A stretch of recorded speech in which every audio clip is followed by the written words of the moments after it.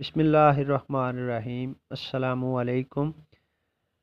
اگر آپ نے ہمارے چینل کو سبسکرائب اینڈ فالو نہیں کیا تو برائے مہربانی ہمارے چینل کو سبسکرائب کر دیں تاکہ نئی آنے والی ویڈیو آپ کو سب سے پہلے مل سکے۔ آج ہم بات کریں گے اللہ تبارک و تعالیٰ کے اسوہ حسنہ میں سے 86واں نمبر، اور وہ ہے مالک الملک۔ مالک الملک کا مطلب ہے سلطنت کا بادشاہ۔ ظاہر ہے یہ پوری آسمان و زمین ایک سلطنت ہے۔ اس سلطنت کا بادشاہ شہنشاہ ایک واحد اللہ تبارک و تعالیٰ کی ذات ہے، اور حقیقی بادشاہ وہی ہے۔ باقی یہ جو بادشاہ دنیا میں ہیں یہ عطائی ہیں۔